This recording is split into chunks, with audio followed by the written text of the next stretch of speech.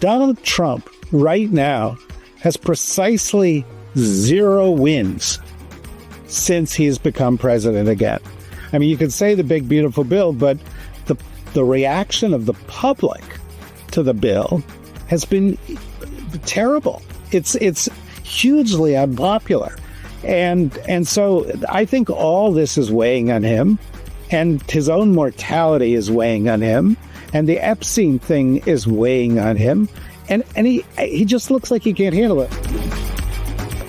I'm Joanna Coles. This is the Daily Beast podcast, and what a terrible week for Michael Wolff and myself to both be travelling. Michael is in London, I'm in Los Angeles, and we skipped a podcast or two because we thought no one would notice, but in fact, what an extraordinary week it's been.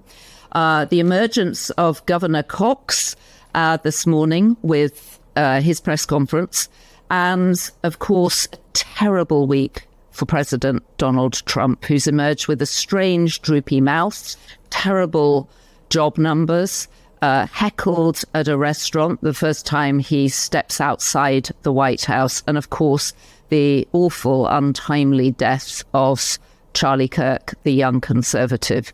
What a week in America's life. And of course, the strange Russian incursion into Polish airspace and the ever-looming Ukraine and Russia war, which, despite Donald Trump's promise that he would end it on his first day in office, has continued to haunt him. And who better to talk about this with, what this means for America and what this means for America's place in the world, than David Rothkopf, the Daily Beast's brilliant columnist who served in the Clinton administration. He was the editor of Foreign Policy magazine, and he has his own network, Deep State Radio, a series of very good podcasts. David, let's get into it.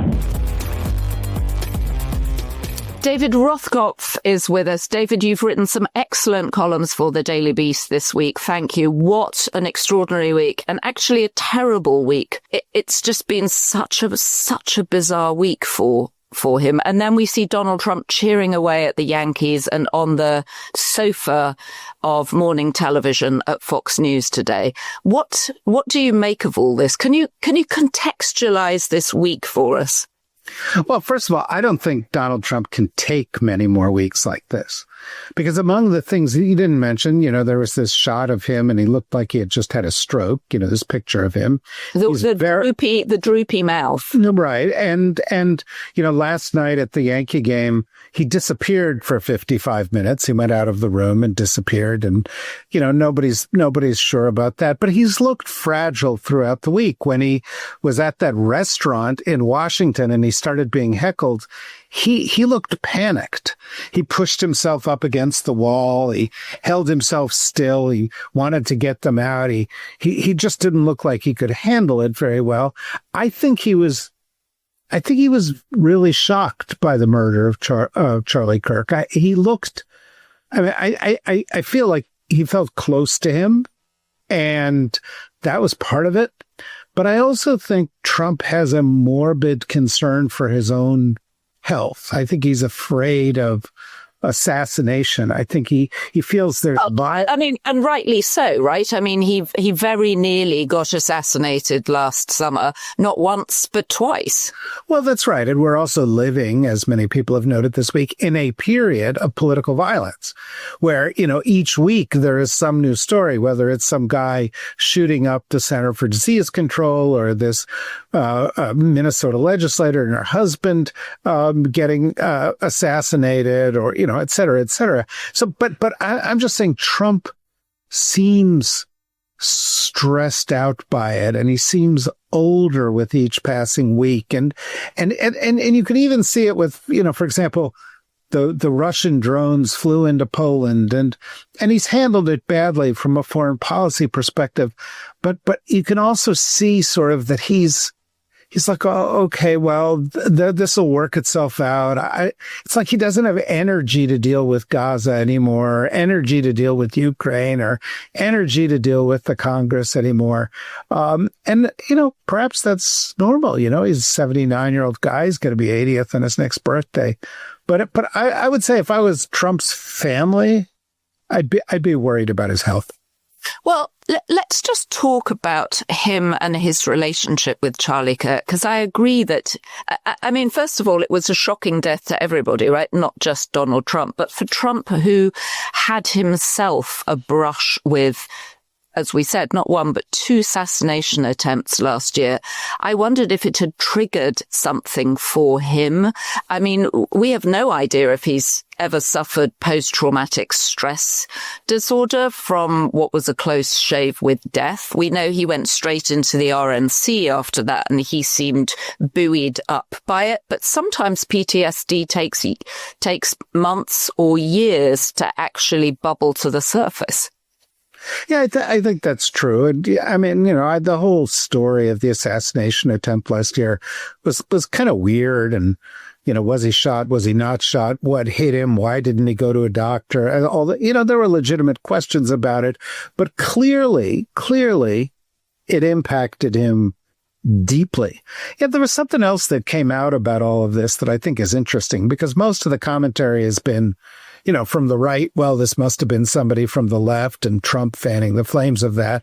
From the left being, no, this isn't that. And now then you see the guy, and he's the son of a sheriff from a religious Republican family. And the things that were written on the bullets were not ideological. They were gamer phrases that he'd picked up, as a gamer. And then you think of him, and you think of the guy who shot at Trump allegedly in Pennsylvania. You think of Thomas Matthew Crooks. Right. You think of the guy they found in the bushes in Florida. You think of most of the shooters that you see. And a lot of them, what should be worrying to more people about them is they're not political. These are alienated 20-something males who are online too much, who are mentally not very healthy, and that have too much access to guns. And that, so, a lot of them go and they gravitate towards political violence because it's visible, because that's what people are talking about. But I don't know if we're interpreting what's going on quite right. Yes, we are in a very divided moment. But if we want to get to the root causes of the violence, it's something else. It's a pathology within our society, but it's not as political as people say it is. What do you mean it's a pathology in our society? And can we relate this? I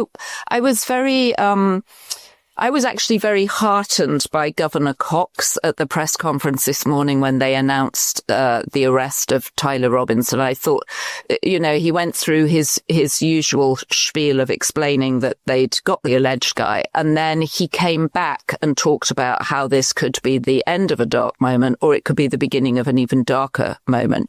And he talked about Democrats and Republicans getting together. And I thought he threaded the needle by mentioning Trump in a way to acknowledge Trump, something I think as a Republican governor you had to do, but then went on to be completely un-Trumpian. And I thought, if I were J.D. Vance, I would be watching this guy.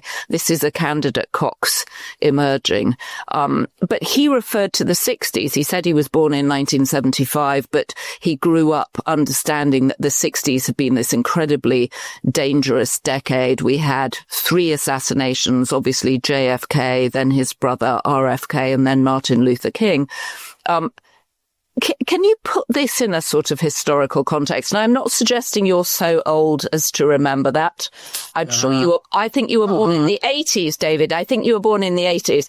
But it was it was a very violent time. Take your best shot at me. I can handle it. Okay. I'm from New Jersey. I'm used to being able to handle that kind of stuff. Oh, you and Michael Wolff, you're always claiming the New Jersey defense. Well, it's a distinction. If you can survive Jersey, you can survive anything. But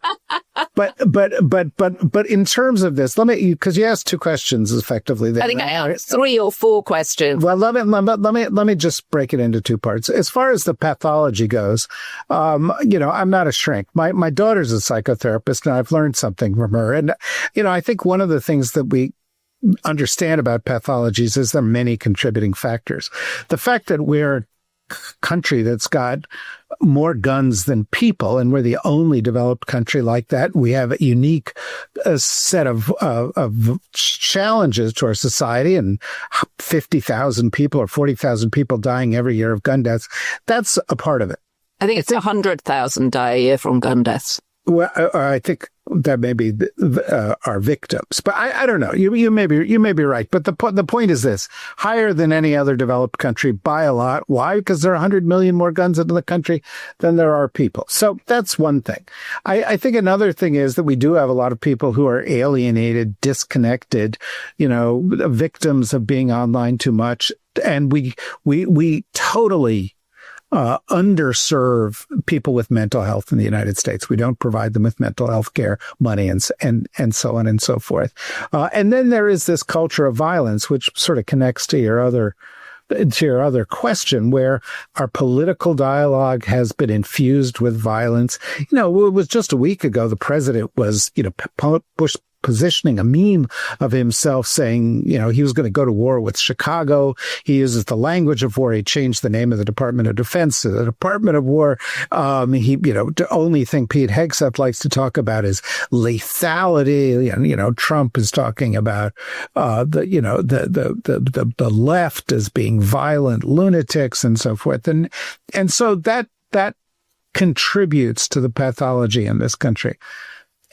The governor of Utah tried to counteract that in some respects. He sounded in some respects very much like a typical Republican politician in mentioning scripture and he was sort of playing to the base. But he did something very different from Trump, and you're right to point it out. He said, we didn't have looting. We didn't have riots. We talked to one another. We listened to one another. We came together. And it's time that we need to all come together as a country. And Trump presented with the exact same opportunity on Fox News this morning, where they said, well, there are people on the right and on the left that do this. He said, no, the ones on the right, they just want us to fight crime. It's the ones on the left who are dangerous that worry me. So Trump is a voice of division. And you raise a really good question, which is, are people getting sick of this? Do they see the violence in this? Are they looking for something different? J.D. Vance is like a barnacle, just doing whatever Trump does, sticking to his side, and mimicking the words of division of Trump. But is there room for a Republican? Is there room for a Democrat that says this division is a big problem and we have to find a way to heal the division? Because I think a lot of Americans believe that. It was a different kind of sounding GOP leader.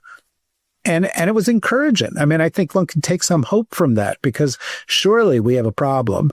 And it is like the 60s. There is this kind of craziness in the land of people going out and acting out their anger, that leaves a death toll and leaves many other victims.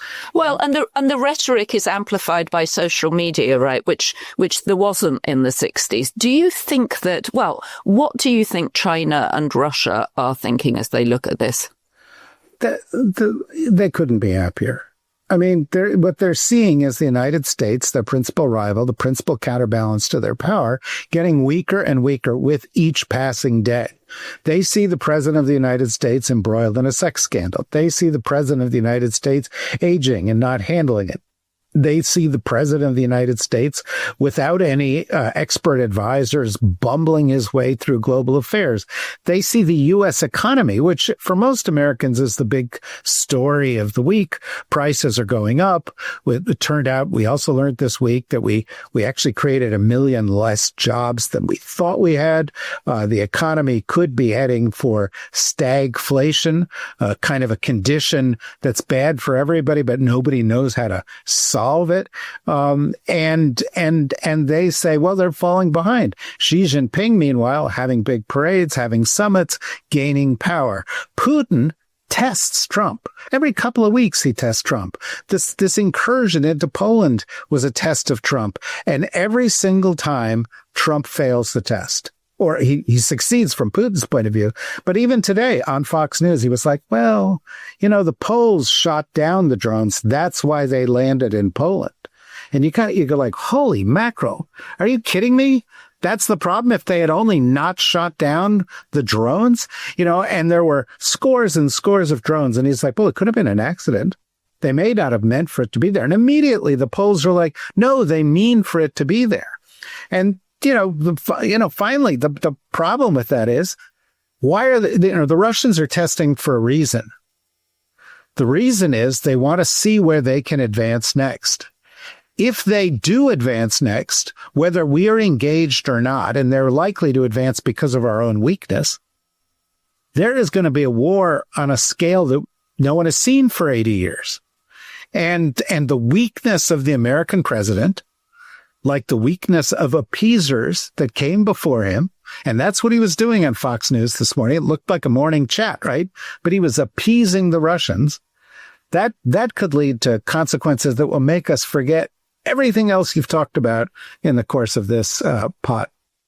Wow. What are your sources in the diplomatic arena in other countries? What are they telling you about how America presents at this point? Well, I think it's a little bit like what we've talked about in the past. What I'm hearing is that they don't trust us. And so while they go in and they flatter Trump sometimes, or they try to deal with Trump and Rubio, in much the same way you'd sort of humor an older relative who's losing it, they're all planning to go their own way. They're all becoming less dependent on the United States and more dependent on one another. Now, in some respects, maybe that's a good thing. Maybe the U.S. had too much influence. But from the point of view of all these other countries, the U.S. was the foundation of Pax Americana. The U.S. was the basis that have kept us from having a world war for 80 years. And with that gone, and with people wanting to test the limits of what they can do, like Putin, like Netanyahu, like perhaps Xi Jinping, it's super dangerous to have a void where once you had the world's most powerful nation, and they all fear that. It felt this week as if Trump was out and about because he was responding to all the rumors that suggested he was ill, that possibly he'd actually died over the weekend. He was obviously under instruction, or he decided to get out and about. And yet, as you said earlier, he seems deflated. There is so much going on, and his usual bluff and ability to throw it off and change the narrative, it doesn't seem to have happened. Do you think that Russia and Ukraine situation is weighing on him? I mean, it is something he promised he would sort out on his first day. We overheard him on hot mic saying to Macron, I think that Putin wants to do a deal with me. I know it's crazy, but and you have pointed out on this podcast that he uses his personal relationships with people in lieu of actually having any kind of strategy with foreign countries, with the international community. Do you think that particular situation and his failure to resolve it in any way whatsoever is weighing on him? I think all these, everything he said he was going to do, he can't do, right? He said he was going to solve Ukraine in a day. It's not going to be solved. He said he could solve the problem in Gaza. It's getting worse. He said he was going to bring peace to the Middle East. Getting worse. He said he was going to make America stronger vis-a-vis our allies. He's not. He said he'd fix the economy and fix inflation. Inflation is going back up. Jobs are not being created. He said he would, rebuild the country from within with his new policies of immigration and, getting tough in cities and stuff. Those policies are super unpopular. His policies of gutting healthcare, 11 million or so people are going to be kicked off of Medicare next year, and they're worried about it. The people he's put into the government are not competent. Donald Trump right now has precisely 0 wins since he's become president again. I mean, you could say the big, beautiful bill, but the reaction of the public to the bill has been terrible. It's hugely unpopular. And so I think all this is weighing on him. and his own mortality is weighing on him, and the Epstein thing is weighing on him, and he just looks like he can't handle it. I'll give you an example. The other day, yesterday, I guess, somebody came up to him outside the White House. He's doing one of these conversations with the press who are there, who are allowed near him, which is not really the press these days. But he's doing one of these conversations, and somebody says to him, "Oh, I'm very sorry to hear about your friend Charlie Kirk. How are you holding up?" That's a kind of a softball question, right? Charlie was a good guy. I don't feel so good about it. It's a big loss for his family. He goes, "Yeah, no, I'm holding up pretty good. You can see the trucks here, and they're building the ballroom. And, they've wanted to have a ballroom here for 150 years, and it's just going to go over there." And you're like, what? Wait, hello? Is anybody home? What's going on between those ears? And the reality is we get that a lot. We get meandering. We get him searching for an answer that, it's like, I don't know, somebody with dementia, and I'm not saying that that's what he has, searching for the right word or phrase, trying to recall what it was that got them to where they are right now. And I just think he's losing it. So this does seem like an opportunity then for a Democrat. I actually think you saw Governor Cox stepping into an opportunity. Sometimes history gives you a moment and you seize it. And I thought, we're seeing perhaps this is an emergence of a kinder GOP. And you said earlier, it's like, a normal GOP person. And you've forgotten about the normal Republicans because the MAGA Republicans have been so noisy and so loud, and you feel like they've eclipsed all other Republicans. But as we know, the voters are largely moderate. They're in the middle. This is an opportunity for Democrats. Who is emerging? Well, you always turn it to that. It's like things are going well, and it's like I feel like I have answers for things, and that one I'm not so sure. But let me offer a couple things. One, this week we saw a win for a Democrat that was kind of a big win, and it hasn't gotten a lot of attention. But Donald Trump decided not to go to Chicago. Pritzker and the people of Chicago said, "No, you're not coming here. We're going to block you. We're going to make this difficult. We're going to challenge it in court." And Trump changed his tune. He said, "No, we're going to go to Memphis instead." And said, "We're going to go and, we're going to take my campaign someplace else." So Pritzker kind of won on that ground.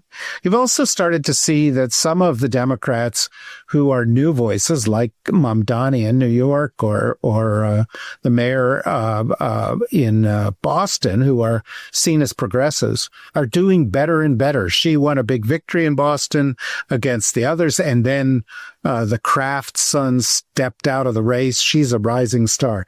Mamdani just yesterday met with Bloomberg. People are starting to realize he's going to win. And, he even stepped back some of his criticism of the NYPD because he's moving from one kind of campaign into kind of a more of a governing mode. And finally, I think, one of the little things that gets under my nerves, a lot of people go, "Oh, Mamdani, that's just a New York story. It can't apply anywhere else." And I think the reason they say that is because it applies everywhere else. Because authentic, young, real change agent, sense of humor, understands how the modern media works, all are things that are appealing. And especially people are listening to people and trying to deal with the problems they've got, which is food costs too much, rent costs too much. They feel like the top 1% are getting everything and everybody else is being left behind. And whether it's, they can come from across the political spectrum. You've got gubernatorial candidates in Virginia and New Jersey, both women, both Democrats, both with a strong national security background, who look like they're going to win their races pretty handily. And so there are encouraging stories. Alyssa Slotkin in Michigan is another person like that. Wes Moore in Maryland is another person like that. There are encouraging stories out there. And I just think that these two things that we're talking about here intersect. The era of Trump is going to come to an end. There is no clear or appealing heir apparent to Trump. Whether is Trumpism over? When Trump eventually dies, is Trumpism gone? Well, I think that's something people have debated, but my guess is it is. My guess is it is because the degree to which Trumpism was very much about one guy, and his style of dealing with things, and the fact that people believed he was, going to shake things up because he was who he was, that's going to go. And I don't, you're not going to believe that about J.D. Vance or Marco Rubio or those guys. Is the effort of the far right to try to control the courts, use all the scorched earth tools they can to control the Congress, control the states, get their cultural agenda advanced, going to end when Trump is gone? No, because it existed before Trump. It's existed for 40 years, that effort. And so that'll continue, but it's going to take on a different tone. And when you talk about Cox, I think it's a very interesting point. Because where is he from? Utah. Who does he sound like? He sounds like the most demeaned loser in American politics in the past 10 years, the victim of Trump, Mitt Romney. Mm-hmm. Mitt Romney, the guy who was actually right about Russia. Mitt Romney, who, was from Utah and from Massachusetts, who, had a, but I just who couldn't have been more middle of the road, right? Right. A total centrist. Right. And, there are plenty of things, he shouldn't have left his dog on the car. There are a bunch of things about Mitt Romney. But if that's the only thing that you have against Mitt Romney, that he put his dog in a box on the car roof, compared to the modern politician now, compared to the MAGA politicians, that's, how quaint to think that was an issue for people back then. It's adorable. No, seriously, to think about what we were talking about 10 years ago is just adorable. Barack Obama's tan suit, this kind of stuff.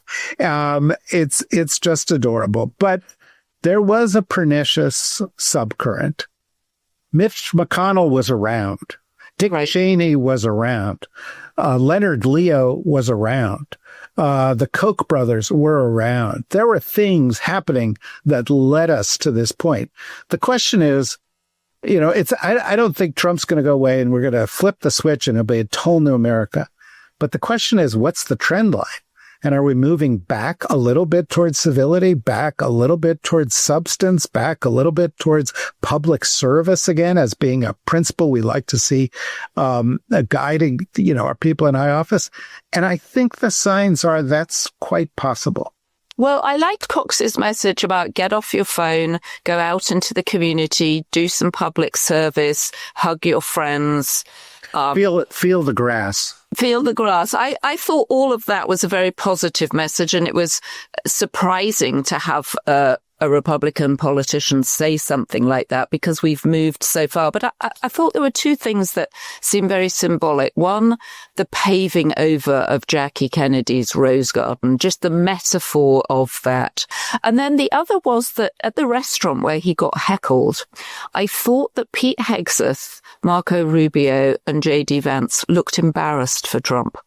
They looked embarrassed, and he knew that they were embarrassed, and he was caught. And as you said, he sort of backed into the corner, and the Secret Service have come in for some pressure because it was felt that they should have managed to get Code Pink out of the way. Where did Code Pink, the protesters, come from?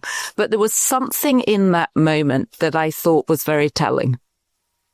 Yeah, I mean, also the fact that Trump was surrounded by Mo, Larry, and Curly, right? I mean, those three guys that you just mentioned, The Three Stooges. The Three Stooges is, but it says something because that's what he's chosen. I mean, think about, the fact that when this horrible crime happened, who did they dispatch? Holmes and Watson, Kash Patel and Dan Bongino, the Keystone Cops. Every single thing they have done or said with regard to this particular crime has been a mistake. And it's because Trump has surrounded himself with losers. And this is going to prove to be a particular problem for him because as he ages and as he faces all of these complex issues and he doesn't have his family around him and he doesn't have anybody around him who he can turn to and say, you handle this, because none of them have the capacity to handle it. I thought it was a strange comment at the end of his spiel at the press conference, Kash Patel, referring to Charlie Kirk, said, see you in Valhalla. When I was growing up, Valhalla was a place that Vikings went to. They went off on a ship when they were dead, and you pushed them off into the sea or the lake. That's when you were a Viking? I grew up in the north of England on Viking stock, actually. You're probably part Viking. I think I am part Viking. And whatever that means, however long it was that they came to the north of England. Well, first of all, kind of weird to choose Valhalla when you're talking about a guy who was so, overtly Christian all the time, right? Because that's not the Christian heaven. But there's a reason for it. And it's a little dark. But the reality is that the people who talk about Valhalla a lot are white supremacists. A lot of those kind of white supremacist groups like to evoke Vikings. They like to evoke that kind of thing. Who did go to Valhalla, by the way, in Viking and Norse mythology? It was warriors. The reason they celebrate it is because they feel they're all involved in an existential struggle to restore the white male, domination to the United States. And so I think, that's one of the other things we have to look at in all of this stuff. And it becomes exhausting after a while, but it's like there's code being spoken. And that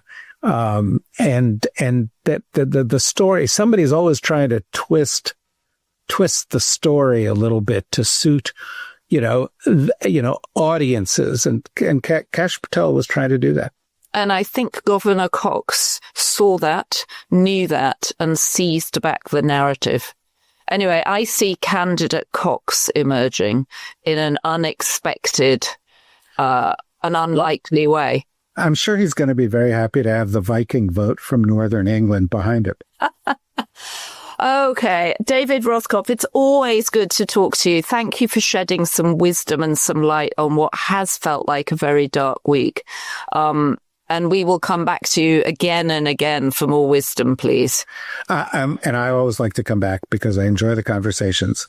Well, thank you. Thank you. And I want to just refer listeners to your columns in the Daily Beast. Every week you write, and again, from a position of great knowledge and wisdom, something which is not appreciated as much as it should be these days. Thank you very much, David. Have a very pleasant weekend.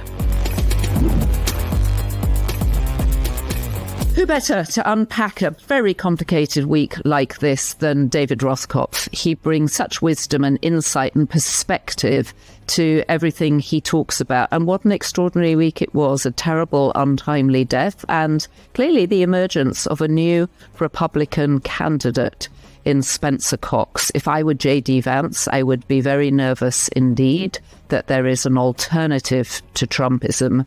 And this morning we saw its emergence. Anyway, if you have been, thank you for joining us. Don't forget to subscribe to The Daily Beast, just at thedailybeast.com. Also, join the Daily Beast network, which you can do by pressing the join button under this video if you're watching on YouTube. Subscribe on Apple, Spotify, wherever else you get your podcast. Don't forget to share it with a friend. Leave us a comment on YouTube. And you can leave us comments now on the Daily Beast too. And this week we've had lots and lots of you writing in to share your thoughts about Charlie Kirk's untimely death. So thank you for that. And know that we read the comments and some of your suggestions for guests and stuff we're really trying to act on. I'll be back tomorrow with Michael Wolff. Michael Wolff is in London. Neither of us will ever travel again after this week. But I look forward to getting Michael's perspective from Europe too. And as our First Lady, who emerged from wherever she's been hiding to talk about AI and the robots are coming, and to be at her husband's side at the 9/11 memorial, as our First Lady would have us say, be beast. And thank you to our production team, Devon Rogerino, Anna von Urson, and our editor, Jessie Millward.